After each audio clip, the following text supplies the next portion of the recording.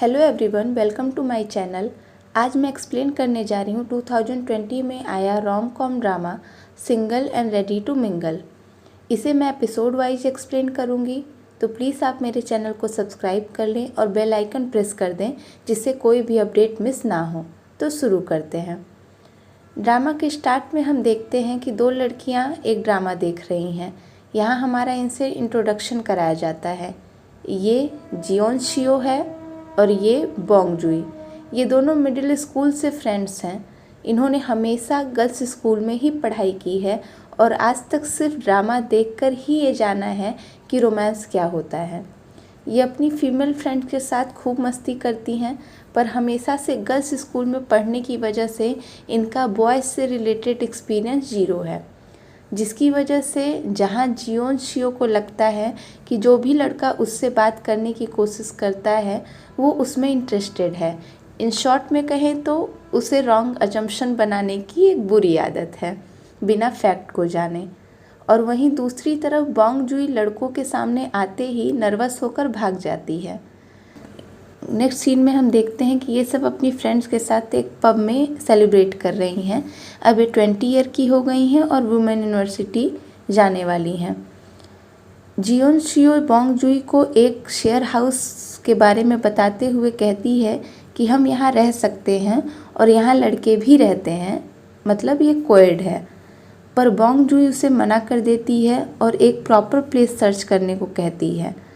तभी जियोन शियो वहाँ से जाने लगती है और बोंग जुई के पूछने पर वह बताती है कि उसने एक इंटर कलीजिएट क्लब ज्वाइन किया है और उसने सुना है कि वहाँ 70% लड़के हैं।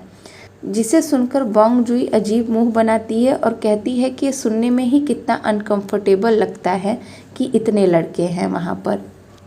जियोन शियो बोंग जुई को लड़कियों की कंपनी एंजॉय करने का कह करके वहाँ से चली जाती है। उसके जाने पर बोंग जुई डिसाइड करती है कि वो अपनी फीमेल फ्रेंड्स के साथ ही एंजॉय करेगी। तभी वहाँ कुछ लड़के आते हैं और जिसमें से एक लड़का बोंग जुई की ही एक फीमेल फ्रेंड का दोस्त होता है।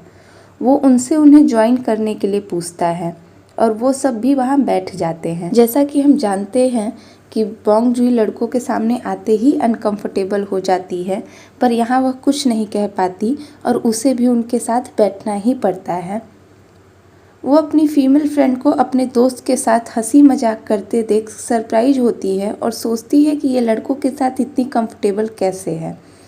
तभी बोंग जुई के बगल में बैठा लड़का उससे अपना इंट्रोडक्शन कराते हुए अपना नाम वू शियंग बोंग बताता है और उसके ग्लास में ड्रिंक पोर करने का ऑफ़र देता है, जिससे बोंग जुई नर्वस हो जाती है और अपनी ग्लास सामने करने की बजाय कुछ ऐसा कर देती है।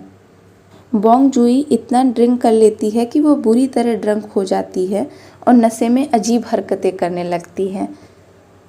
नशे में होने की वजह से उसे वू शियंग बोंग में अपनी फीमेल फ्रेंड का चेहरा दिखने लगता है और वह उसके हाथ को फ्रेंड का हाथ समझकर उस पर अपना सिर रख देती है और इसी में ही कट हो जाता है। नेक्स्ट डे बोंग जुई अपने बिस्तर पर सो रही होती है, तभी उसका फ़ोन बजता है और वह उठती है। फ़ोन जियोन शियो का होता है, जो कि उसे बताती है कि उसने सुना है कि कल रात वो पब से किसी लड़के के साथ आई थी। बोंग जुई कहती है कि तुम क्या बात कर रही हो, मैं क्यों किसी लड़के के साथ आऊँगी। तभी उसे एक मैसेज आता है जो कि वू शियंग का होता है। वह पूछता है कि क्या तुम उठ गई, और उन दोनों की लास्ट नाइट खींची गई पिक सेंड करता है, जिसे देख बोंग जुई शॉक्ड हो जाती है और कहती है कि ये क्या है। उसे कुछ समझ नहीं आता कि लास्ट नाइट क्या हुआ था। वो लास्ट नाइट की कुछ बातें याद करने की कोशिश करती है, जिसके हमें कुछ विजन दिखाए जाते हैं, जिसमें वू शियंग कहता है कि अगर तुम इंटरेस्टेड हो तो हम बाहर चलते हैं, अब हम रोज़ एक दूसरे को देखेंगे, जिस पर बोंग जुई राजी होती है। वू शियंग कहता है कि आई रियली लाइक यू, पर हमें यहाँ पर कुछ भी क्लियर नहीं दिखाया जाता कि लास्ट नाइट क्या हुआ था। बोंग जुई भी परेशान होती है और सोचती है कि मैं तो प्रॉब्लम में फंस गई। नेक्स्ट सीन में बोंग जुई के साथ जियोन शियो भी होती है और वो शियंग की भेजी पिक देखकर सिचुएशन एनालाइज करने की कोशिश करती है, पर जैसा हम जानते हैं कि जियोन शियो गलत अज्यूम करने में माहिर है, तो बोंग जुई से कहती है कि तुमने उसे ज़रूर डेटिंग के लिए हाँ की है, जिसे सुन बोंग जुई कहती है कि तुम ये क्या बकवास कर रही हो। तब जियोन शियो कहती है कि तुम दोनों साथ पब से आए क्योंकि तुम दोनों इंटरेस्टेड थे और तुमने कहा भी कि तुम दोनों एक दूसरे को पसंद करते हो। जियोन शियो की बातें सुनकर बोंग जुई को भी ये सच लगने लगता है।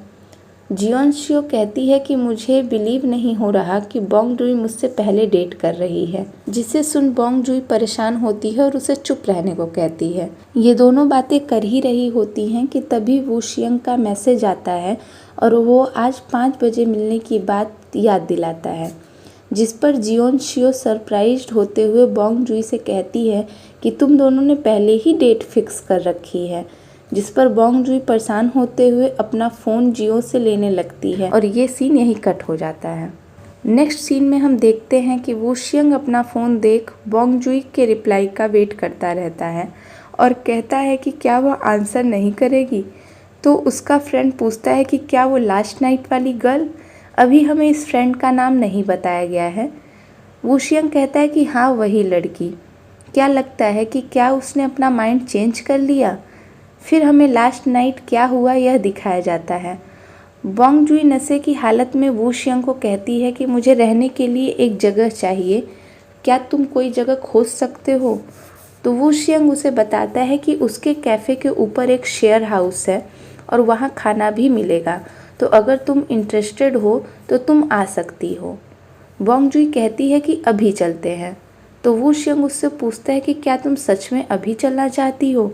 जिस पर बोंग जुई कहती है कि हाँ, मैं अभी चलूँगी और चलकर कॉन्ट्रैक्ट साइन करूँगी।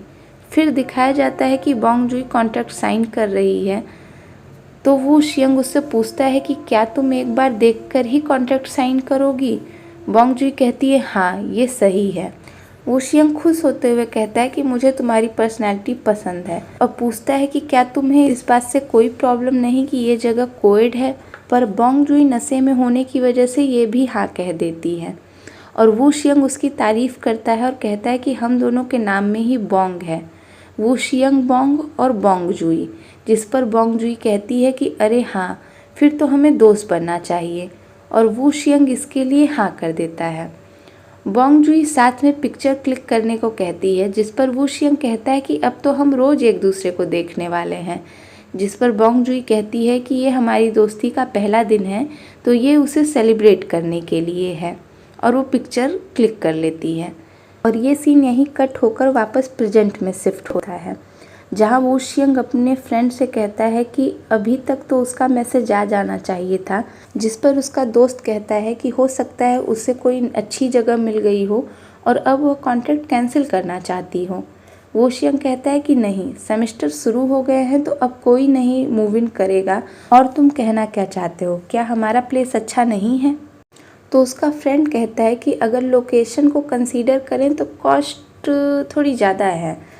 जिस पर वू शियंग थोड़ा नाराज़ होते हुए कहता है कि तुम तो रेंट भी नहीं पे करते हो, फिर भी तुम ये कह रहे हो। जिस पर उसका फ्रेंड कहता है कि मैं इस पूरे घर का ख्याल रखता हूँ और साफ़ सफाई भी करता हूँ, तो तुम्हें नहीं लगता कि वो मैं हूँ जो ज़्यादा नुकसान में है? वू शियंग उससे बहस करना अवॉइड करता है। तभी उसे बोंग जुई का मैसेज आता है और वह पूछती है कि कहाँ आना है और वू शियंग डिसाइड करता है कि चाहे कुछ भी करना पड़े वो उसे कॉन्ट्रैक्ट कैंसिल नहीं करने देगा। नेक्स्ट सीन में हम देखते हैं कि बोंग जुई वू शियंग के कैफ़े के बाहर खड़ी होती है और मन ही मन डिसाइड करती है कि चाहे जो भी हो जाए आज ब्रेकअप करके रहेगी। अगले सीन में वो दोनों एक दूसरे के आमने सामने बैठे होते हैं। वू शियंग पूछता है कि कल तुम सेफली घर पहुंच गई थी? जिस पर बोंग जुई हाँ कहती है।